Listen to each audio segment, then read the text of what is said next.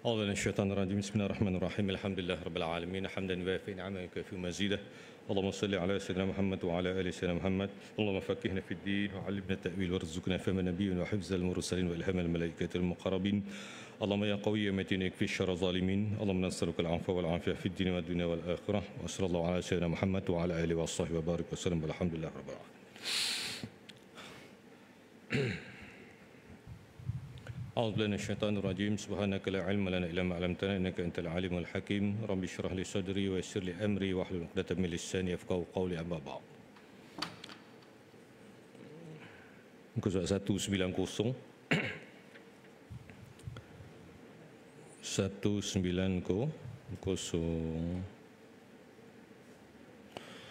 Baik, setelah session we talk about the speech of Allah, kalam Allah. Allah itu punya satu sifat berbicara. Okay. Dan dalam banyak berbicara itu, saya nak anda ingat bahawa dua konsep, kalam nafsi dan juga kalam nafsi dan kalam kalam lafzi. Yes. Anda kuliah itu niat belajar ya. Saya jangan niat ngenteni isya, mendungi dengkul, niat belajar. Ya saya tak marah, biasalah. Kalam nafsi itu yang ada pada zat Allah dan dia qadim. Kalam lafzi itu apa? Dia adalah makhluk. And supported by Imam Abu Hanifah in al-Fiqh al-Akbar. Ya, Imam Abu Hanifah berkata begitu, ya. Ulama Ahlussunnah wal Jamaah juga mengatakan begitu.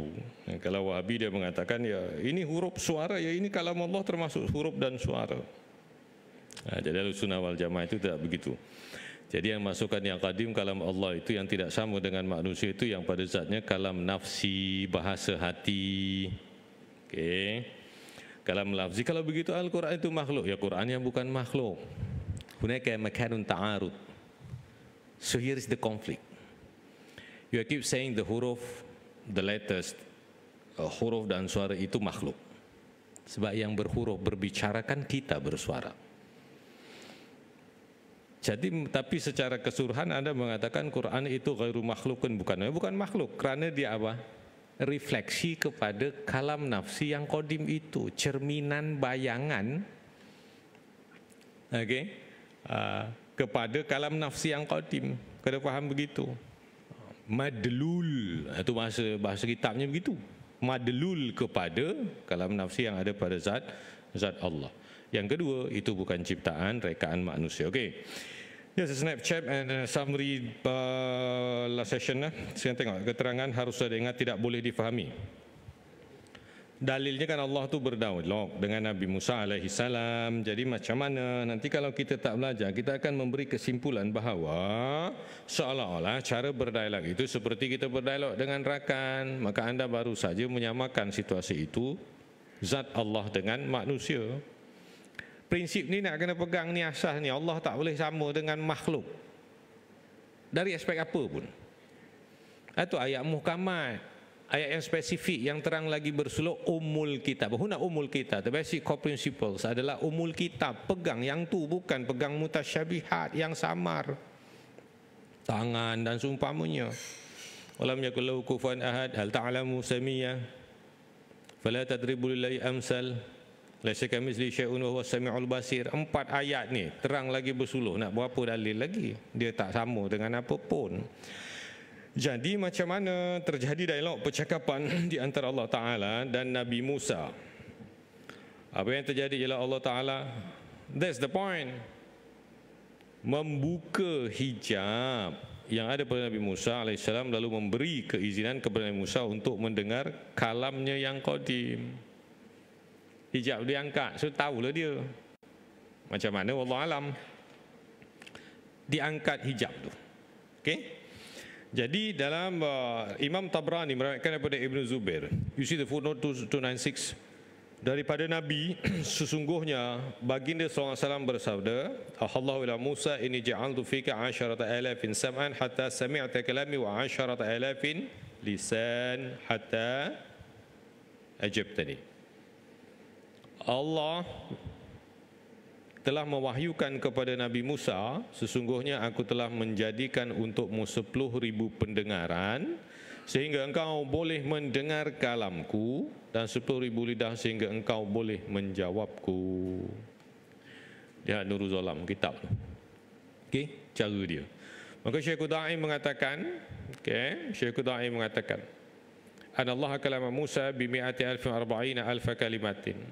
Allah Ta'ala berbicara dengan Nabi Musa dengan 140.000 kalimah, kata Syekh Al-Qudai. Maka diriwayatkan bahawa Nabi Musa merasakan kelazatan yang tidak terkira mendengar kalam Allah ketika munajat baginda. Setelah berlakunya peristiwa tersebut, baginda menyumbat kedua telinganya kerana tidak mahu mendengar suara makhluk yang didengar oleh baginda seperti suara binatang yang liar, kerana lazat dan sedapnya. Baginda sebab itu tidak dapat mendengar suara tapak kaki semut hitam pada malam yang gelap gelita sejauh 10 farsah, lebih kurang 80 km. Wajah baginda bercahaya sebab itu sehingga siapa sahaja yang melihat baginda, matanya akan buta. Nabi Musa akan mengusap wajah orang tersebut dari penglihatannya pulih semula dengan izin Allah. Sehingga ke waktu wafatnya baginda, Nabi Musa selalu menutup wajahnya supaya orang yang melihat baginda tidak akan buta. Where do you get this point? Nurul Zalam, Syekh Nawawi Banten, Imam Nawawi kedua, seorang ulama besar di Makkah sebelum Arab Saudi dikuasai Wahabi. Okay, dalam kitab, I got the books, I got the collection of kitab kuning. Itu senarionya, faktanya macam mana ketika Nabi Musa sehingga dia disebut sebagai Musa Kalimullah. Berarti Nabi Musa yang pernah berdialog dengan Allah, diangkat hijab. So jangan pula kita fikir Allah depan tu. Dia cakap Allah depan tu, anda baru memposisikan Allah. Sedangkan ceklah dalam Fiqhul Akbar, Akidah Tahawiyah, Allah tidak punya had, ukuran, batasan, Allah tidak punya lokasi dan seumpamanya. Akidah Ahlussunnah Jamaah itu senang. Jangan jawab Allah di mana-mana, tak betul. Allah tidak bertempat. Itu je pada. Kenapa pula tak bertempat? Buat apa dia nak bertempat? Sebab dia powerful, dia tak perlu. Wallahu ghaniyun 'anil alamin. Allah itu maha kaya daripada segalian makhluk dan alam. Dia tak perlu semua tu. Itulah maksud kekayaan hakiki. Apa maksud kekayaan hakiki? Bukan yang kereta besar. Kadang-kadang kereta besar, siapa yang kerap orang panggil bank? Kereta besar ke tak ada kereta? Yang bank selalu panggil. Biasanya kereta besar. Kan? Why you so serious? Okay. Nah, jadi maknanya orang yang kaya hakiki, orang yang tak perlukan apa pun. Dan itu hanya daripada Allah. Allah bukan orang lah. Itu kaya hakiki. Sebab tu kita jangan perasan kita kaya. Walaupun mungkin gaji kita 30,000, kita head of department, outstation tiap bulan sana sini dan sebagainya. Allowance board director 20,000, 60,000. Masih belum kaya sebenarnya. Sebab kita masih memerlukan tandas untuk buang air. Tu kaya yang sobona yang dia tak perlu kepada apapun. Siapa kat sini yang tak perlu kepada siapa? Tak ada, macam apa tak ada. Tak payah buat survey, buang masa. Siapa yang tak perlu kepada apa-apa dan siapa tak perlu kepada siapa? Anda orang dulu memerlukan kepada ayam jantan untuk bangun, betul? Sebab itu dalam Ayat Al-Walad Imam Ghazali ada satu riwayat, jangan maki suara ayam jantan. Itu nak bagi orang kejut tidur. Sebab Nabi dalam syarah-syarah Syama'il, malam ni kan 12 Rabiul Awal kan, kaul yang masyhur 12 Rabiul Awal adalah lahirnya Rasulullah SAW. Hari Isnin, bila waktu dia? Maghrib ke, Zuhur ke, Asar ke? Subuh atau waktu pagi. You check Sirah Ibn Hisham. Ya, ada khilaf kata 8, kata 10. Yang masyhur di kalangan ulama adalah 12 Rabiul Awal. Janganlah bergaduh. Cakap je lah tak suka maulud Nabi, habis cerita. Okey? Kan senang. Cakap itu, ini dan sebagainya. Baik. Jadi, Allah itu maha kaya, tidak memerlukan tempat. Dia tak perlu apa lah. Sampai anak mantu perlukan jiran atau tidak? Perlu? Ya perlu. Tak perlu, aku sokeh kok. Catering weh. Lah ya Anda memerlukan caterer. Saya terima caterer, saya masak sendiri. Anda memerlukan pinggan mangkuk. masa disuguhi nggo apa? Godhong pisang. Zaman kapan godhong pisang bangsal ditempleki surat kabar, zaman kapan? Ya. Nah, baik. Jadi ingat tuh, kaya yang hakiki adalah kaya yang tidak memerlukan kepada apa pun. Sebab tu bila kita perasan kaya, kita ingat benda ni, so kita akan rasa kita tak kaya. Walaupun mungkin zahirnya orang menilai kita kaya. Lagi banyak harta, banyak soalan lah. Bukan nak suruh miskin, saya tak pernah kata begitu. Naiklah Bentley pun medang, tak ada masalah. Ya, asalkan halal. Asalkan halal sumber pendapatan. Sebab apa? Satu riwayat mengenai fiqh tahawulat, akhir zaman nanti orang tak kisah sumber pendapatannya dari mana. Akhir zaman tu bila tak? Now. Akhir zaman tu sekarang. Tanda-tanda kecil dan pertengahan semua telah berlaku dan kita hanya menanti apa sekarang? Imam Mahdi. Imam Mahdi adalah permulaan fasa tanda-tanda besar. Bukan Dajjal. Dajjal belum muncul lagi. Sibuk Dajjal mana Imam Mahdinya? Imam Mahdi itu kalau dah muncul barulah permulaan tanda kepada dari kecil kepada besar. So di akhir zaman ni sekarang ni orang tak kisah sumber pendapatannya dari mana. Orang tak kisah. Nak menipu ke? Nak judi online, siapa tahu? Siapa tahu? Wah. Orang nak itu, nak dia tak kisah. Asalkan orang pandang saya dan saya terhormat. Okey? Itu masalah begitu. Jadi hidup ni perlukan ketenangan dan sumber ketenangan tu di antaranya adalah sumber rezeki yang halal, makan yang halal. Sebab kita memang duduk akhir zaman, sebab itulah mula ada penyakit pelik-pelik. Itu memang ada riwayat. Anda baca Al-Usus wal Muntalaqat. Akhir zaman akan ada satu penyakit yang tidak diketahui sebelumnya. Terbaru penyakit apa? Penyakit X. Apa kau bondo lah penyakit X ni. Tak ada cakap lah, tak ada. Ada cakap lah, ada. Okey. Penyakit X. Allahu Akbar. Siapa penceramah malam besok? Penceramah X. Jadi doa-doa lah supaya terselamat daripada bala. Jadi nak cerita tadi ni, Allah tidak bertempat. Dia dengar perkataan, bila dia angkat hijab, dia terdengar perkataan-perkataan tu terlalu seronok. Sebab tu dia tutup telinga dan dia tak mau dengar suara orang lain, dah tak seronok dah. Suara orang lain dah tak seronok. Dan mukanya bercahaya. Siapa nampak dia boleh problem. Itu diusapkan dalam kitab Nurul Zolam Syekh Nawawi Banten. Okey. Jadi itu cara dia. Kalamullah.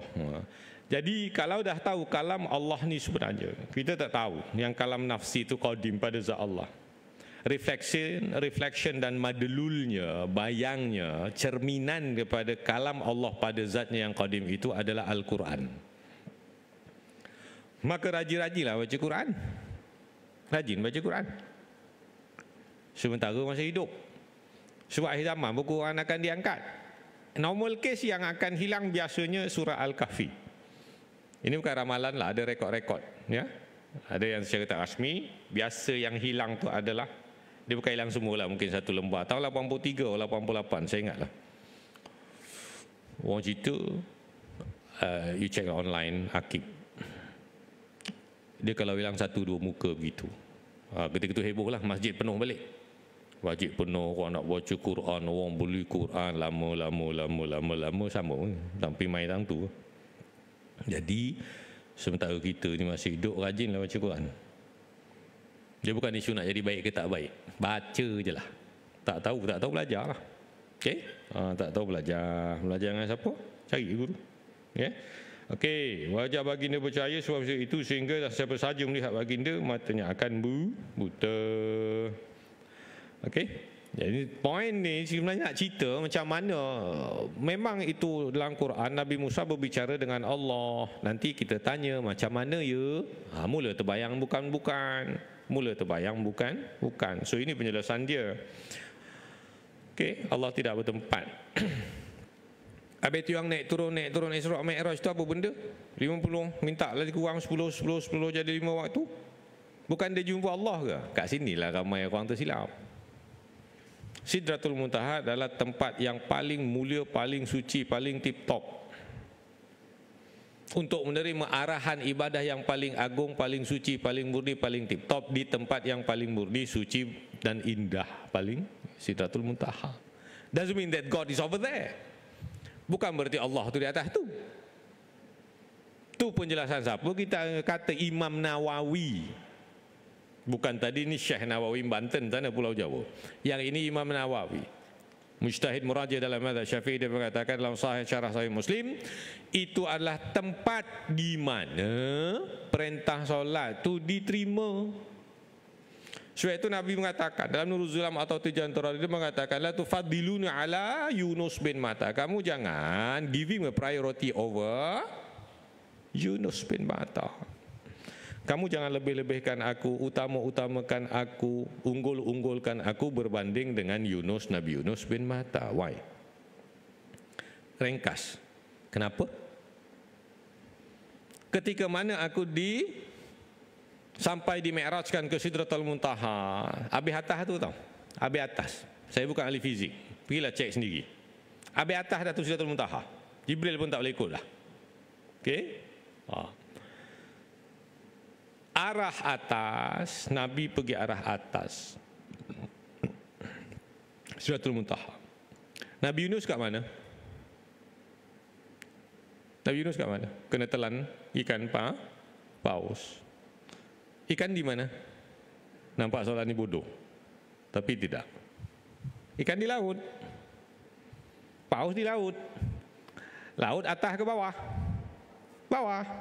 Dia kata bila baginda cakap janganlah kamu unggul-unggulkan lebihkan aku sebab aku di atas, dan kamu pun nak bagi cokiakan ma'azallah Nabi Yunus sebab dia di laut bawa dalam ikan.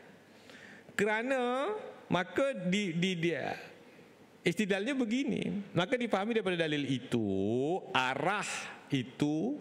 Aku mengatakan, oh dekat dengan Allah. Tidak ada kena mengena Allah tu berlokasi di atas. Sehingga Nabi Muhammad SAW memperingatkan kita supaya kamu janganlah bagi Yunus ni jauh daripada Allah sebab ada di laut. Aku ke atas dekat dengan Allah. Tidak. Sebab itu Nabi cakap macam tu. Bererti Allah tidak punya lokasi tertentu. Itu dah kena ingat. Kerana fahaman ini tersebar di YouTube. Yang cakap pun pakai songkok haji. Yang cakap pun balik Timur Tengah. Adalah title-title tertentu. Okey. Jadi orang yang duduk atas kelapa itu lebih logiknya. Orang duduk kat penthouse, kondominium, tingkat 90 dengan yang duduk tingkat 1. Siapa yang dekat dengan Allah? Tingkat 90. Walaupun dia buat parti, gedung-gedang. Macam tu ke? Tidak. Yang tebang pokok kelapa lebih dekat dengan Allah daripada yang menanam padi. Bukanlah begitu maksud. Itu maksud Nabi tadi itu. La tufadul ala Yunus bin Matta.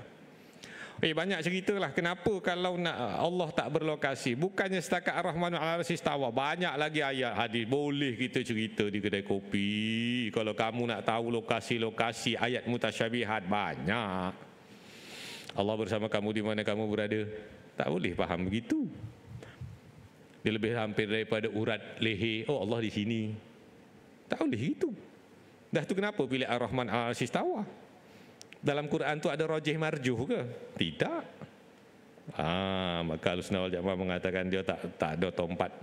Bukan menunjukkan kemiskinan ataupun kelemahannya, bahkan justru menunjukkan kekayaan yang hakiki kerana tidak memerlukan apapun. Kenapa orang kaya segelintir tidak bermasyarakat? Di dunia ni lah, jangan tengok di dunia. Kenapa orang yang kaya biasanya jarang bermasyarakat? Because they don't need the society. Mereka tak perlukan masyarakat. Nak makanan, tekan aja lah. Betul? Sebab begitu.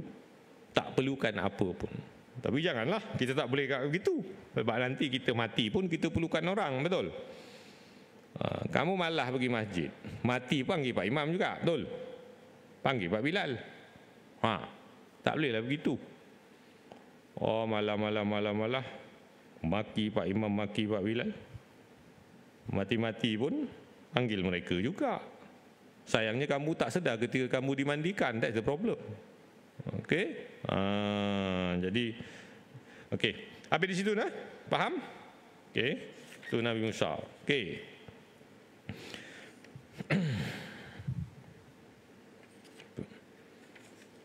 Tidak boleh difahami atas tu balik muka surat 191.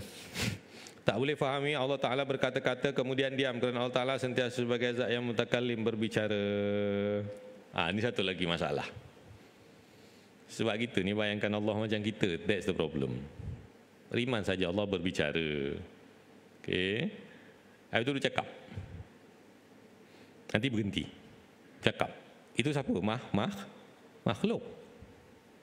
Siapa yang tidak boleh difahami dengan Allah Ta'ala itu berkata-kata kemudian diam kerana Allah Ta'ala sentiasa sebagai zat yang maha berbicara.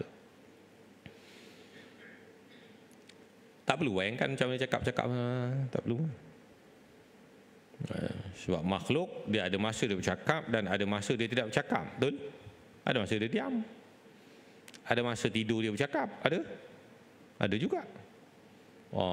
Your wife ni ada masa bercakap, ada masa tak bercakap, ada sepanjang masa bercakap.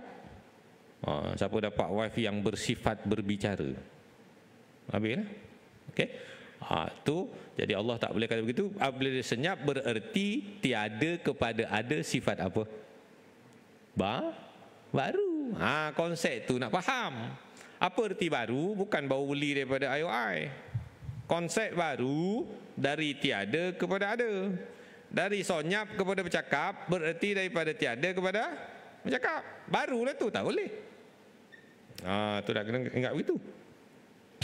Sebagian ulama menafsirkan surah An-Nisa ayat 104 di atas dengan Allah mengizinkan kalamnya yang qadim untuk didengar oleh Nabi Musa dengan seluruh anggota dari segala arah. Macam mana wallahu alam. Berlaku tu. Ketika itu malaikat Jibril ada bersama dengan Nabi Musa, tetapi malaikat Jibril tidak mendengar apa yang difirmankan oleh Allah Ta'ala kepada Nabi Musa. Ini boleh cek hasyiah tahqiq kifayatil awam. Okey. Hasyiah tahqiq ala kifayatil awam tu. Nabi Muhammad SAW juga mendengar kalam Allah yang qadim pada malam Isra dan Mi'raj. Ni saya bawa jelaskan tadi. Dia dengar kat situ. Tempat arahan tu saja. Jangan iktikad Allah tu di situ. Masalah. Allah bertempat, berlokasi. Cuma Allah tak ada lokasi. Tidak memerlukan lokasi. Dia sendiri mengatakan dirinya maha kaya. Jadi macam mana nak faham peristiwa Mi'raj Nabi itu macam tu yang kata Imam Nawawi mensyarahkan dalam Sahih Muslim. Tempat dia tu. Okay? Tempat dia. Jadi mendengar kalam Allah yang qadim pada malam Isra. Dia mendengar. Okay? Kalam dia qadim tu. Allah Ta'ala tidak berada pada satu tempat dan arah, tetapi tempat adalah perlu bagi makhluk untuk mendengar kalamnya. Bawa cakap ni tadi. Allah tak perlu tempat. Why? Sebab dia maha kaya. Qiyamuhu bi nafsihi. Tu aplikasi nak memahami bahawa Allah berdiri dengan sendiri. Dia sendiri, berdiri dengan sendiri. Dia sebab dia powerful, dia maha berkuasa. Dia tak perlu apa pun. Dia tak perlu apa. Okey. Jadi, qiyamuhu bi nafsi. Maka Allah Ta'ala tak berada pada satu tempat dan arah, tetapi tempat tu perlulah bagi makhluk. Tu cara dia untuk mendengar kalamnya. Tempat perlu bagi makhluk untuk mendengar kalamnya. Tu lagi Mi'raj. Sebab makhluk perlu tempat. Siapa makhluk yang tak perlu tempat? Bagi contoh. Siapa makhluk tak perlu tempat? Orang saya ber-700, bilik kecil pun orang layan. Kat bandar besar, bilik store pun orang layan. Betul? Siapa makhluk tak perlu tempat? Ketek. Ketek perlu tempat? Yo perlu. Ketek, waris ketek. Kera. Okey. Kera perlu tempat, orang perlu tempat, apa lagi semut perlu tempat. Apa? Ahli politik lagilah perlu kerusi. Lagilah perlu tempat. Dan seumpamanya. Okey. Jadi Allah Ta'ala tidak berada pada tempat dan arah, tapi tempatlah perlu bagi makhluk untuk mendengar. Tapi saya tengok YouTube Ustaz, dia kata Allah tu kat arasy, Allah kat langit. Fahamlah kamu ustaz ni fahaman apa. Senang je. Tu. Banyak bergerak di media sosial. Tu problem dia. Orang duk forward ustaz. Dia tanya Bizin, ustaz ni okey ke? Saya dengar 2 minit saya dah faham dah. Ini fahaman ni. Okey, ini Ahlussunnah wal Jamaah. Yang ni fahaman ni, fahaman. Ini Wahabi. Ini Syiah. Ini Qadiani. Ini liberal. Ini Sihak. Ini ajaran Taslim. Ini ajaran Batiniyah. Bukan semua YouTube dulu dilayan. Okey? Kena pandai tapis zaman ni. Saya kata tanya ustaz ni fahaman apa, bukan asal ustaz. Saya cakap tu terang lah. Sebab saya dapat feedback daripada audience. Okey? Zaman ni tanya ustaz ni. Okey? Tapi dia ada tauliah. Masa tauliah dia ikutlah prosedur, dia ikutlah format dan kurikulum soalan tu. Habis dapat tauliah, tidak mustahil dia menyebabkan fahaman yang lain macam. Allah Ta'ala, kenduri ni Nabi tak buat. Kalau hadisnya daif, tak ada daif. Tuan-tuan nak buat, buatlah. Kalau saya tak buat. Nampak? Pelan-pelan cucuk. Tapi dia ada tauliah. Apa masalah tuan-tuan pun ada lesen memandu yang sah? Tak pernah potong double line ke? Tak pernah beating speed trap ke? Tak pernah parking macam tanah bapak aku ke? Pernah kan? Lesennya sah. Sama je. Jadi orang boleh kata begitu. Saya jawablah begitu. Apa masalahnya? Okey? Jadi berhati-hati. Dalil akli. Jika Allah tidak bersifat dengan kalam, maka dia akan bersifat dengan lawannya, iaitu bisu, ialah mustahil atau Allah Ta'ala, kerana bisu termasuk sifat kekurangan dan manusia Allah daripada segala sifat kekurangan. Dia senang je lah akidah sunnah wal jamaah ni. Segala sifat yang kekurangan, menunjukkan kurangan pada Allah, mustahil. Tu je. Okay? Tidur, mengantuk, bisu dan seumpamanya. Kita mustahil atas Allah. Kesimpulan, setelah diketahui dengan yakin bahawa sabit, tetap dan nyata bahawa Allah Ta'ala bersifat dengan sifat kalam melalui dalil nakli, nas dan akal, maka mustahillah bisu, mustahillah ada huruf, ada suara dan lain-lain yang menyerupai kalamnya yang qadim. Nampak tu? Jadi kalam Allah, kalam nafsi yang ada pada zatnya yang qadim itu tidak ada suara, tidak berhuruf dan tidak bersuara. Ikut siapa? Imam Abu Hanifah. Ini salaf original, bukan yang mengaku salaf. 80 Hijrah itu. Akidah Tahawi, cuba cek balik. Syarah-syarahnya banyak, terlalu banyak. Okey. Jadi tak ada huruf, dah ada suara. Sebab apa? Saya telah jelaskan. Yang berhuruf ni siapa? Siapa pakai alif bata sajim? Mahmud. Siapa? Manusia. Siapa yang ada suara? Voice. Manusia. Jadi kalau kita kata kalam Allah tu juga seperti kita, sebab ada huruf, berarti Allah ni tahu bahasa Arab. Dalam 4 kitab tu bahasa Hebrew, bahasa Ibrani, bahasa Arab. Allah tahu bahasa ni je ke? Lain tak tahu? Tidak. Habis itu kenapa bahasa Arab? Sebab audiennya orang Arab. Bukan Bani Israel. Seperti kitab-kitab yang lain. Tu turunkan dalam bahasa Arab dan surah Yusuf kan, dengan bahasa Arab. Itu nak kena tahulah. Dan itu adalah madlul, cerminan bayangan kepada kalam yang ada pada zat Allah yang qadim dinamakan kalam nafsi. Okey. Habis sifat kalam, habis. Tak habis sifat 20 lagi ni. Okey, habis sifat kalam, habislah sifat makni. Kita dah masuk sifat maknawiah. Maknawiah ni laju je, satu sesi saya boleh buat lah, 2 sesi. Dan kita akan pergi sifat maknawiah for second week, Rabu malam Khamis. Habis ni secara dasarnya kita habis dah tak bincang dah nanti tentang sifat ketuhanan. Sebab dah sampai sifat kalam. Kalam tu last dah, kaunuhu mutakaliman lah. Kita Abu Hasan Al-Asy'ari dia bukan menafikan maknawiyah, dia kata itu redundant, ya obsolete lah, sebab dia hanya penegasan. Ya, itu kita bincang lah apa itu hal, lazim, malzum dan sebagainya, hanya penegasan kepada sifat ma'ani. Sebab itu dia kaunuhu qadiran, kaunuhu muridan, kaunuhu mutakaliman and so on. Habis kalam ni kita belajar pasal Nabi, panjang cerita. Pasal Nabi ni memang panjang cerita. Banyak cerita dan banyak yang kena saya buat nota untuk diterangkan. Sidik amanah, tabligh, fatonah tu. Adakah ada khianat? Adakah Nabi buat dosa? Tak buat dosa? Kenapa Nabi Adam terlontar daripada syurga ke bumi? Apa masalah Nabi Ibrahim? Adakah dia berbohong ketika ditanya oleh kaumnya, siapakah yang memusnahkan berhala ke berhala ni? Mana aku tahu, kau tanyalah berhala yang besar, awal hal dia yang buat. So macam mana kita nak harmonize isu-isu seperti itu? Itu penting. Itu kita akan masuk dalam bab kenabian sesi yang akan datang atau selepasnya. Ada soalan? Ada? Oh, hari ini saya pemurah. Tak ada. Saya pemurah, anda tak nak. Okay. Bila nak habis? Sekarang. Baik. Alright, thank you. Assalamualaikum warahmatullahi wabarakatuh.